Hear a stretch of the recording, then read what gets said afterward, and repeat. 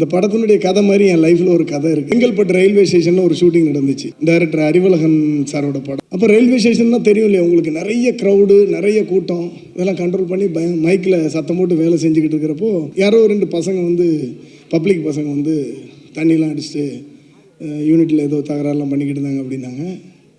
சரி அவங்கள அனுப்பிச்சி விட்ருங்க, அனுப்பிச்சி விட்டு வேலை பார்க்கலாம் அப்படின்னு வேலை பார்த்துக்கிட்டே இருந்தோம். வேலை பார்த்துக்கிட்டு இருந்தப்போ மறுபடியும் பார்த்தா யாரோ ஜூனியர் ஆர்டிஸ்ட் கேர்ள்ஸுங்கிட்டலாம் அந்த மாதிரி கலாட்டை பண்ணுறானுங்க அப்படின்னாங்க. சரி சார் அவங்கெல்லாம் அனுப்பிச்சி விடுங்க சார், நம்ம வேலை பார்க்கலாம் அப்படின்னு சொல்லிக்கிட்டு இருந்து. ஸோ இப்படி ஸ்டெப் பை ஸ்டெப்பாக போய்கிட்டு இருந்துச்சு. ஹீரோ வந்து ஒரு ரயில்வே ட்ராக்கில் ஓடி வரணும், பக்கத்தில் ட்ரெயின் வேறு நல்லா ஸ்பீடாக ஓடிக்கிட்டு இருக்கும், அந்த மாதிரி ஒரு ஷாட் எடுத்துக்கிட்டு இருந்தோம்.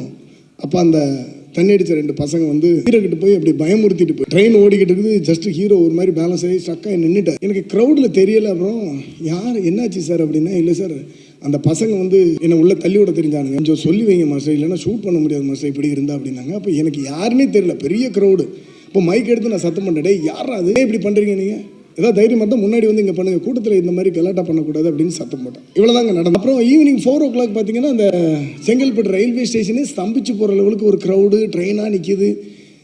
நான் திடீர்னு இந்த பக்கம் ஷார்ட்லாம் முடிச்சுட்டு திரும்பி பார்த்தா என்னப்பா ஒரே பயங்கர கூட்டமாக இருக்குது. இந்த பக்கம் யாரும் இந்த பசங்கள்லாம் தர்ணா பண்ணுறாங்க, ட்ரெயினை நின்று போச்சுனாங்க. ஏன் எதுக்கு என்ன விஷயம்? இல்லை நீங்கள் காலையில் சத்தம் போட்டிங்கல்ல, அதில் வந்து அந்த பசங்க ரொம்ப மன உளைச்சல் ஆகிட்டு, இல்லைப்பா நான் சத்தம் போட்டது யாரும் இவங்க கலாட்டா பண்ணவங்க தான், அந்த பசங்க யாருன்னு கூட எனக்கு தெரியாது. இல்லை மாஸ்டர் அவங்க வந்து லா காலேஜ் ஸ்டூடெண்ட்ஸா. ஸோ போலீஸில் போய் கம்ப்ளைண்ட் பண்ணிட்டாங்க, இந்த மாதிரி ஃபைட் மாஸ்டர் அடிச்சிட்டாருன்னு. அடித்தேனா? இப்போ மைக்கில் தானேப்பா சத்தம் போட்டேன். இது எப்போ நடந்துச்சு நான் அடித்தது? போலீஸ் தர்ணா போட்டாங்க, பெரிய போலீஸ் வண்டிகள்லாம் வந்துருச்சு, பெரிய பெரிய ஆஃபீஸர்ஸ்லாம் வந்துட்டாங்க. யாருப்பா அந்த ஃபைட் மாஸ்டர், யார் டைரக்டர் இங்கே வாங்க அப்படின்னாங்க. இப்போ நான் சொன்னேன் சார் நான் இந்த மாதிரி தான் பேசுனேன் சார், அந்த பசங்க யாருன்னு கூட எனக்கு தெரியும். இல்லைங்க அங்கே பாருங்கள் 2 பேரை நீங்கள் அடிச்சிட்டிங்களா, அவங்க கையில் பேண்டேஜ்லாம் போடுங்க.